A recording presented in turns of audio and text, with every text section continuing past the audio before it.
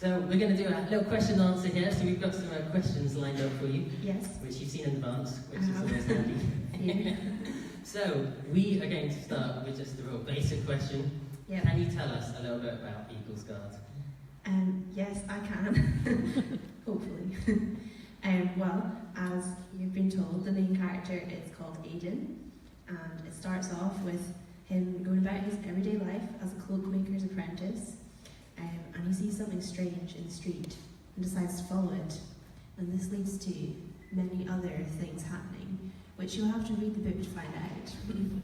But it's set in a world called Tehran, and you'll see a map of it in the book, so you can go look at that too. And basically, the main thing about Tehran is the elite magical warriors are Eagle Riders. So these are kind of powerful magicians and warriors, and they fly around on eagles, and they help people out, and they fight battles and do all sorts of things like that. But then one day, something happens, and there's a conspiracy and an evil wizard returning, and who knows what's going to happen until you read the book. Where did the idea come from to write a series of books around Eagle Riders? Well, it's a bit of a funny story, actually. If you listen closely to the music at the end, you'll hear a song in that by a band called Delirious, which is called Eagle Rider. And there's just one day in the car, I think it was me and Mum, and we were listening to this CD by Delirious, and the song, wouldn't it be a fun idea to write a story about Eagle Riders? And like at the same time, one of my favourite verses in the Bible is those who trust in the Lord will soar with wings like eagles. And I've just always loved that idea of God being like an eagle and us being kind of like eagle riders with God. So that was kind of the main inspiration. And I've always loved fantasy books, just because I feel like you read fantasy and it doesn't make you think about far off worlds, it just makes you think about our world being a bit more magical. That's how I always like to think about it. Well, I obviously met you 8 or 9 years ago online. I think this is about the third or the fourth time that I've now met Lindsey face to face. We've done all of our business via telephone. And I read the first chapter of what was called Eagle Rider then, and which has now become Eagle Rider Saga, and the Eagle's Guard is the first book. But when did you start writing Eagle's Guard, and how old were you? Well, I feel like I've always been a bit of a writer. Like, even at primary school, I was always getting like the star writer badges and things for all the little stories we wrote. But when I was, I think when I was about 14, 15, I wrote my first novel, which was not actually Eagle Rider. It was a different book called Wolf Warrior. And I wrote the whole thing, start to finish. And then it must have been when I was in 6th year of secondary school that I thought, yeah, that was fun, I wrote a book, let's write another one. And that was obviously at the same time as I had the Delirious song and the inspiration. So I think the first draft of Eagle Rider, I started in the 6th year of secondary school, and I finished it in the Easter holidays of my first year of university. So I have a very weirdly specific memory of the day I finished it. But it was the last day of my holidays, and I thought I need to finish this before I go back to uni. And then I guess it's taken me from then until now for this book. So what did you study at uni, and what are you doing now as a living? At university, I studied archaeology, and funnily enough, I'm an archaeologist. So I'm not the only archaeologist in the room.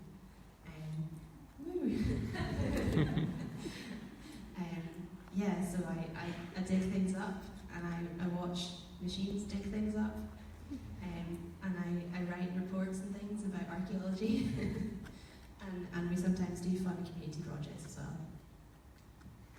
Okay, so you've been telling us about how you've been writing while you're at university and what you do now for a living. How on earth do you find the time to write 130,000 words novel, not just once, but probably about 4 times, isn't it, we've done?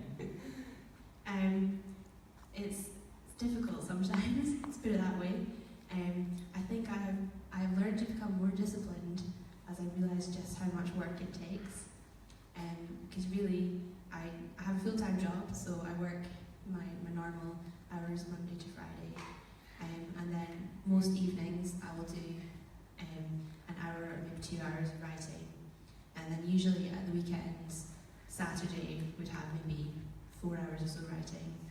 But I know, I think it was like sort of January, February this year, when I just needed to get it done. I think there was one or 2 weeks in a row I did my full work as an archaeologist, and then I did about 16 hours of writing on top of that, just in 1 week. So I've learned to become much more disciplined, and I've enjoyed the last wee while not having to do that quite so much. But I may have to start doing that again soon. What advice would you offer to someone who said they wanted to become an author? Well, it takes a lot of time, so you have to be very dedicated, I think, and you have to really know that that's what you want to do, and just get your head down and do it. I always remember asking authors the same question myself, and I find you don't always get an easy answer, because actually there's different bits of advice that are useful at different stages of writing. But I think I would say is just try and finish what you start, and don't worry too much about the first draft being terrible, because that's why you edit, and then you edit and edit and edit until suddenly it's like, okay, this is actually quite good. And I think just having someone you trust to read it and edit critically is really important as well, because there's things that you'll think are fine which actually really need changed.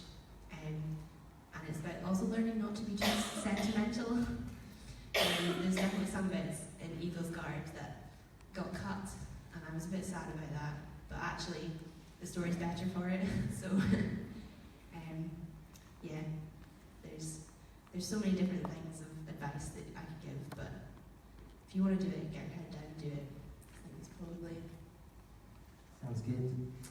We're going to divide the Q&A into two, so we're actually going to have a dramatic reading from the book just in a moment. Can you tell us what part of the book the dramatic reading is from, and who's going to be reading it for us tonight? Yes, so the dramatic reading comes from chapter 5, and basically Aidan he thinks he's got into a bit of trouble in chapter 1 and 2, and some soldiers come to his house to collect him, and they take him to the palace to see the king.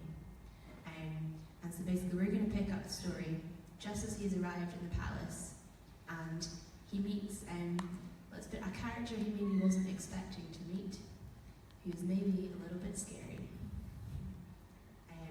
Who's going to read that?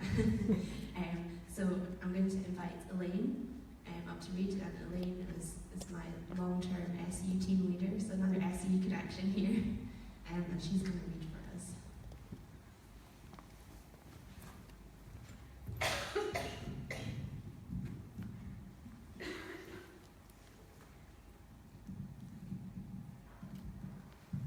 I'm slightly concerned that this isn't described as a dramatic reading. Dramatic was the word that Lindsey used when she first asked me to do this. So we'll go for it anyway. It might not be terribly dramatic, but it'll be a reading nonetheless. Can I first of all say, Lindsey, it's here, it's on my phone, it's downloaded, and you know, who needs paperback books in this day and age? We can have it on our phones, we can have it with us. You know, I think it's just brilliant that it's available today, and it's such a privilege to be part of this tonight. So, from chapter 5. Are you sitting comfortably? Slowly, the beautiful doors swung inwards, and Aidan caught his first tantalising glimpse of the palace. It stood ahead, carved from warm, pinkish sandstone, rising up 3 floors high. Arched windows and doorways glinted in the sun, as if gilded in silver. The battlements of its 3 towers reached into the sky, and a flag rippling in the breeze at the highest point. The true extent of the palace was hidden amongst thick gardens. The inside of the boundary wall was shrouded by trees, thick with new spring leaves, their roots covered by a tangle of bushes. There were trees in this forest that Aidan could not even begin to name. Beyond the trees sat a great lawn, bordered by flashes of red and orange and purple flowers. To one side of the path there was a fountain bubbling away, the sun sparkling off the water, and to the other, Aidan saw a strange archway covered in vines. It was somehow more wildly beautiful than Aidan had ever imagined. Everyone in the city could see the tops of the towers, but only a privileged few got to walk through the king's garden. Aidan jumped as the wooden gates closed shut with a thunk. He'd barely even registered walking across the threshold. His escorts had not entered with him, but a new pair of soldiers stepped out from the shadows to flank him. They wore the same deep red as the guards at the gate, not the black of the city guard that Aidan was used to seeing. He saw more movement out of the corner of his eye and realised that these forested gardens were far from empty. Sentries, almost invisible, patrolled silently among the hedges and trees, clearly armed with swords and bows and quivers of arrows. Aidan felt the distinct sensation of eyes watching his every move as he followed the soldiers further into the palace grounds. Aidan's attention was drawn to a single man striding down the gravel pathway towards them. His every step was measured, and he was, thought Aidan, a man who walked with the relaxed air of a hawk waiting to strike. He was dressed in deep brown with a well-worn leather coat that came down to his knees, the hems swirling out behind him. On either side of Aidan, the guards shifted, muscles tightening. Aidan's mouth felt suddenly dry. The man stopped before him on the path, the sun glancing off his short, sandy hair. He smiled, but it did not lessen the tension in Aidan's limbs. It was a thin smile, as though only a mask for some other emotion. Cunning intelligence gleamed in his grey eyes, and though he could not have been much older than 30, there was something in his gaze that spoke of an ancient power. Aidan lowered his eyes, feeling that the man could discern his deepest secrets with just one look. The man nodded courteously to the guards and said in a clear voice, "I'll take him from here." Wordlessly, the guards left, leaving Aidan alone with the man. He twisted his fingers nervously while the man watched him, grey eyes unblinking. Aidan wished himself back on the other side of the gate. The man held out his hand. "Welcome, Aidan Broxson. I'm Falcor." Warily, Aidan shook his hand, feeling the ice-like strength behind the courtesy. "You may be curious as to who I am," said Falcor, turning to lead the way towards the palace. "I'm a wizard. The wizard, you could say. The king's advisor on all things magical and more." Aidan nodded. The explanation had not put him any more at ease, especially not after the stories his parents had told the night before. "I have heard you know a thing or two about magic," Falcor said, not waiting for Aidan to reply. "The guards may check you for weapons, but they never see the most dangerous one." Aidan followed the wizard out of the trees, keeping a step behind and trying to ignore the veiled threat in Falcor's voice. He could now see the full extent of the palace, a big rectangular building with a grand doorway in the centre, a wide stairs splayed out before it. But it was not towards the palace that Falcor led him. Instead, they were walking across the grass to the strange archway that Aidan had noticed earlier. They entered its shadow, and Aidan suddenly realised that he could see none of the guards. He glanced back at the sunlit gardens, his heart beating loudly in his ears. "You see, Aidan," Falcor continued, still speaking as though it was a trivial conversation, "you have brought a dangerous weapon into the palace, and I need to check that you're not here to kill the king." Falcor paused and stared at Aidan with those piercing grey eyes. "You do seem nervous." Before he could react, Aidan found himself pinned against the wall. Gort, the binder twisting tightly round his wrists and ankles and up his arms and legs in a golden rope of light. He tried to squirm out of its reach, a cold sweat breaking out across his back, but he found that he could not move. The wizard stared into his eyes, unblinking. The blinding silver glow of another rune sparked in Aidan's eyes. Sul, the prophet. For a moment, confusion broke into his panic. What was the wizard going to do with Sul? Then, a searing pain shot through his head, and Aidan could do nothing but screw up his eyes. He tried to lift his hands, but Gort glowed and tightened around him, burning against his skin. The pain in his head persisted, a ceaseless, blinding ache. What was happening to him? "Why are you here?" said Falcor. Through the pain, Aidan's mind did not understand the question, but somehow the words were ripped from his mouth. "I was sent for." The pain lessened instantly, and his eyes sprang open to stare coldly at the wizard. Falcor had made him speak. He had used Sul to steal the truth from his lips. "Tell me then," said Falcor, ignoring his expression, "why is a cloakmaker's son so skilled in magic?" He should not answer, thought Aidan. His body writhed against the stone arch as he fought to stay silent. He closed his eyes, but it made no difference. He could still feel Sul scouring his thoughts and putting words in his mouth. "I like drawing the runes," said Aidan. "Which runes?" said Falcor instantly. "Any of them," Aidan choked. He felt helpless, powerless. He had no defence against such an attack. Falcor's eyes narrowed. "How many do you know?" Aidan hesitated, but the pain seared behind his eyes more sharply than before. "All of them," he blurted out. "And who taught you?" said Falcor, his voice thundering in Aidan's ears. Aidan screwed up his eyes. "No one," he gasped. "No one taught me anything."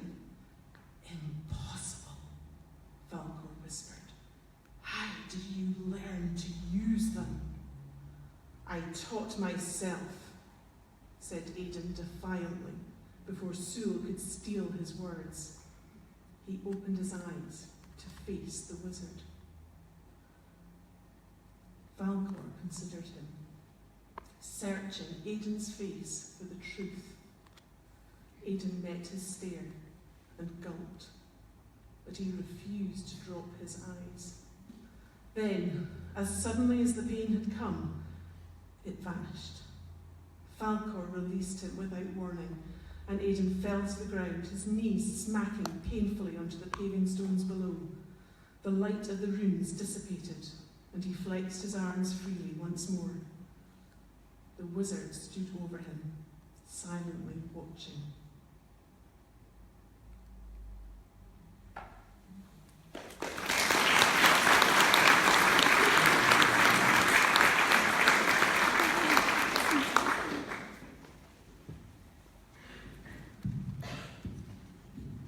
Thank you, Elaine. Very much. That was amazing. Thank you. Goosebumps. So let's ask you a few more questions.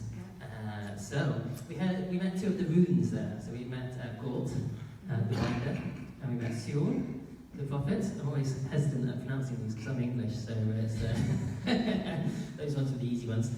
Where on earth did you get the inspiration behind these 18 runes from? It was a bit of a long process, I think. In the very first draft, the runes are just runes. They didn't have names and they didn't have specific powers, so to speak. But when I was at university studying archaeology, I also studied Celtic studies a bit as well. And I did Gaelic at school. And the runes are actually based on the Gaelic tree alphabet. So basically there's 18 letters in the Gaelic alphabet, and it goes back, way back to kind of early medieval times, and like ancient Ogham script and things. But basically all of the letters got given the name of a tree or a shrub. So basically I thought, well, that's pretty cool. It's like a set of cool words that I can make into runes. And so basically, when I started looking back about thinking about revising Eagle Rider at that time, I thought, I know, let's make the magic a bit more interesting. You'll see some of them on the screen right now. So basically what I did was I took the Gaelic names of the trees and I did a little bit of research on the trees and the kind of things they were used for. Just like an example, one of them I think it's called Nuin, which is an ash tree, and it was commonly used to make spears. So I decided that the power of that one would be the spear. That's an easy one. So I don't actually remember the research I did at the time, and I sadly don't think I wrote it all down. But obviously it is kind of made up as well. But that was the inspiration behind them. And then me and Ian did some work, mostly Ian, let's face it. we drew the symbols that you have there, and it's kind of like the idea that when you're drawing them, you just kind of sketch them in the air, and they kind of appear in the air in front of you, all kind of in glowing lights, and then you can do magic with them.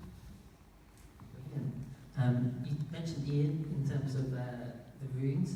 We've also got 18 illustrations in the book that are drawn. How have they come about? And are they by Ian as well? Yes, all of the illustrations in the book are by my brother Ian. He is sitting in the back corner trying to hide, I think.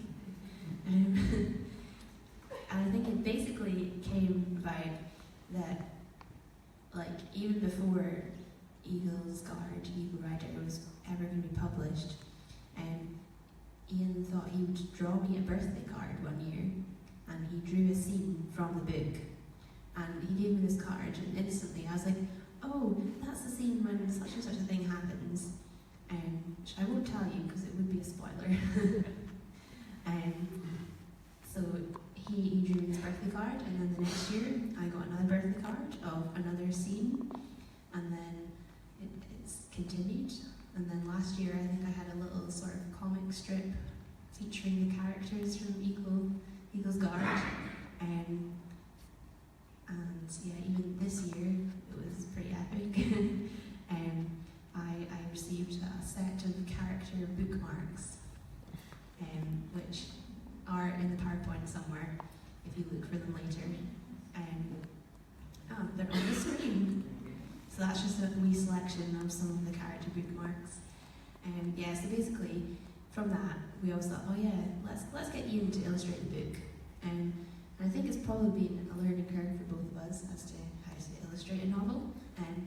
But Ian has done some very amazing artwork, and the cover design, and yeah, everything. So definitely look at the PowerPoint on the screen at the end, and all of the images, plus maybe a few extras. Some of the early cover concept art is in there as well. Yeah, I spotted another illustration in there that isn't in the book as well. So Yeah, there is one black and white illustration in there that is not in the book because sadly that chapter got cut. I had to break that to Ian while he was drawing the picture for it. sorry, Ian. Yes, so I'm very, very grateful to have such a talented brother to do all these wonderful illustrations.